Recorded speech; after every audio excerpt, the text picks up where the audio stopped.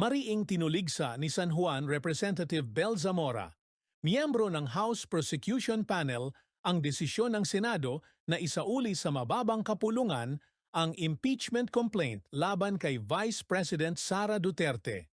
Ayon kay Zamora, labag ito sa konstitusyon dahil wala umanong kapangyarihan ang Senado na ibalik ang kaso.